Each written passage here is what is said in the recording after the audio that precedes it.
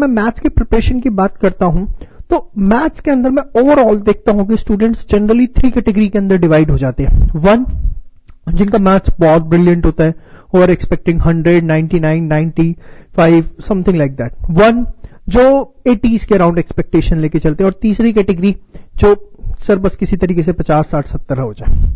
But problem अब ये आ गई है, ये सिचुएशन हमारे सामने आ गई है कि वो 3.5 दिन के अंदर हमने जो आज तक पूरे साल में प्रिपरेशन करी है, एंड फॉर दोज जिन्होंने आज तक पूरी मैथ्स पढ़ी ही नहीं है, वो क्या करें। आज मैं आपको थोड़ा सा इसके बारे में गाइड करने जा रहा हूं, बहुत ध्यान से सुनिएगा।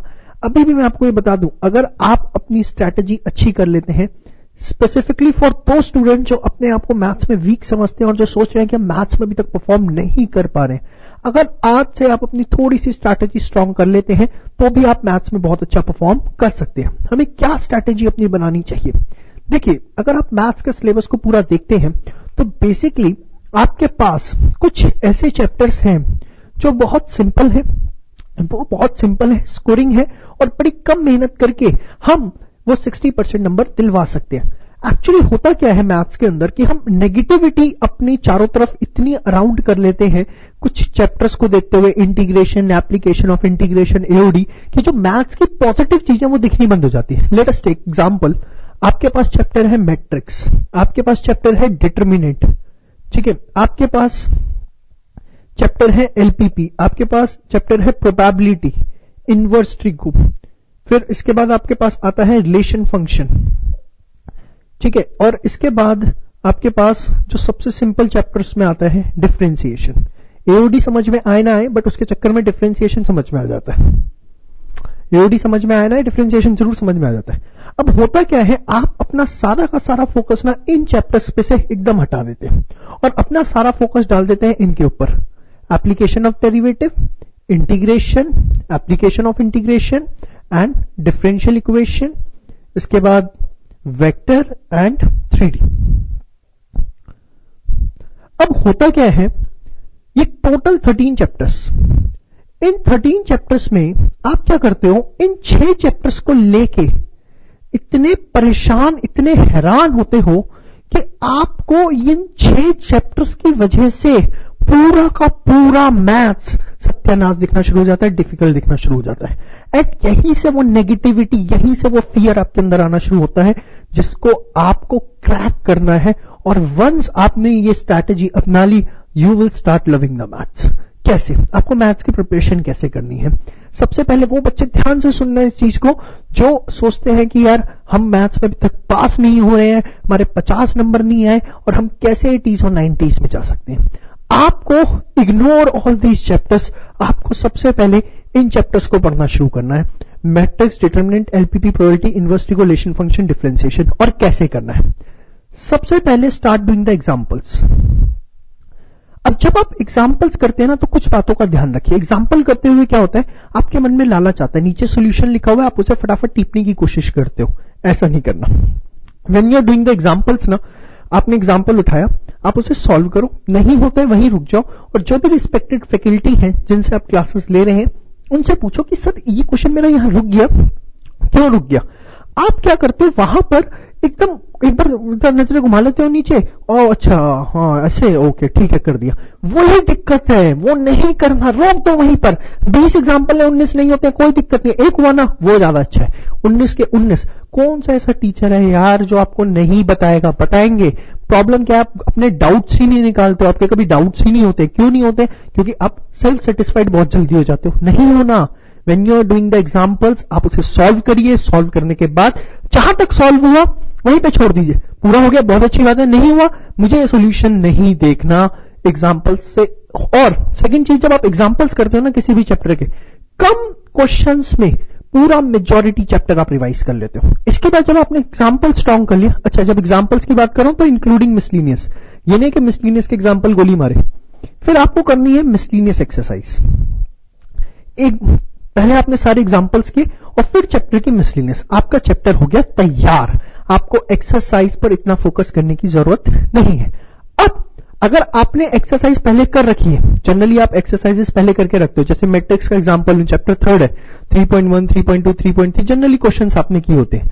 बट सपोज ऐसा कोई बच्चा है जिसने कभी आज तक एक्सरसाइज टच भी नहीं करी, अब उसके पास टाइम नहीं है कि वो एक्सरसाइज का एक एक क्वेश्चन करेगा, वो जाए फैकल्टी के पास, सर इसके जो इंपॉर्टेंट क्वेश्चन है वो मार्क कर दीजिए, मैं एक बार उन्हें गो थ्रू कर लूं, तो वो क्वेश्चन आप एक बार अपने हाथ से कर लीजिए। तो सबसे पहले इन 7 चैप्टर्स को लेकर आपने अपनी स्ट्रैटेजी बनानी है कि that you have to solve all the examples from your own hand, and उसके बाद उसके जितने मिसलिनियस के एग्जांपल्स हैं और मिसलिनियस एक्सरसाइज, वंस आपने इन 7 चैप्टर को ये कर लिया, उसकी एक्सरसाइज के क्वेश्चन जो आपने पहले जहां भी सॉल्यूशन कर रखे हैं एक बार ऊपर से देख लिए या टीचर से मार्क करवा लिए इंपॉर्टेंट क्वेश्चन, उनको एक बार फटाफट हाथ से सॉल्व कर लिया।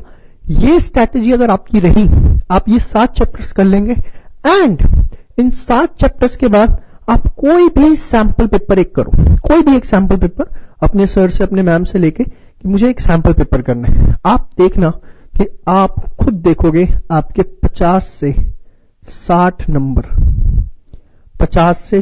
नंबर बड़े प्यार से आ चुके होंगे। कमी कितने की रह गई? 40 से 50 नंबरों की।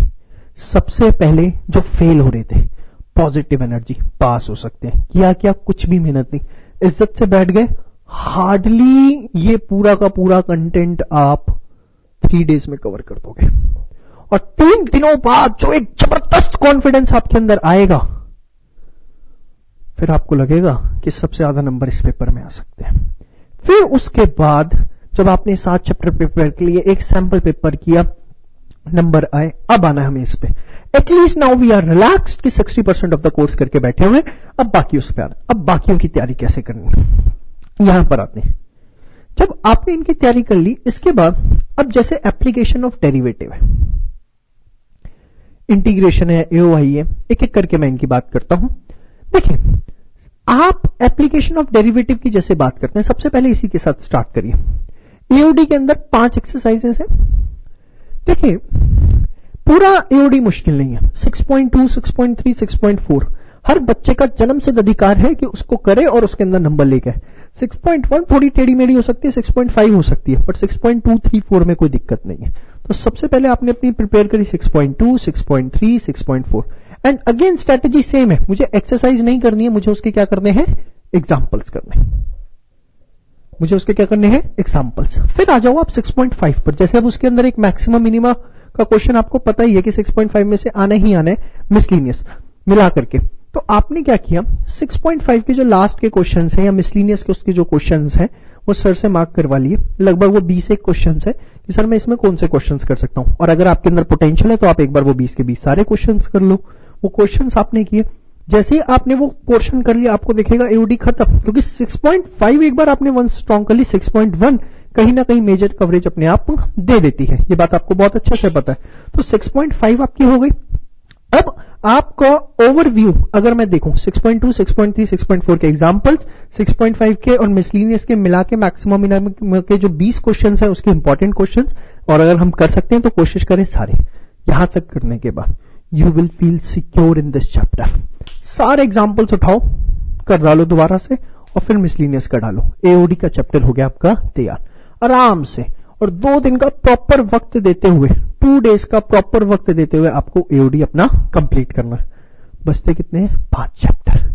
ये 5 चैप्टर क्या करने, अपने सर से बोलिए कि सर इसके मुझे इंपॉर्टेंट क्वेश्चंस मार्क कर दो, और वो भी आपको शर्म आती है सर से पूछने में कि सर इंपॉर्टेंट क्वेश्चन कौन से हैं।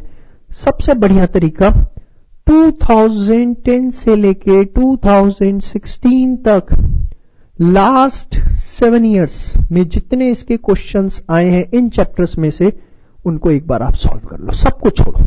ये पिछले 7 सालों के इन चैप्टरों में से जो क्वेश्चंस आए हैं वो आप एक बार अपने हाथों से सॉल्व कर लो।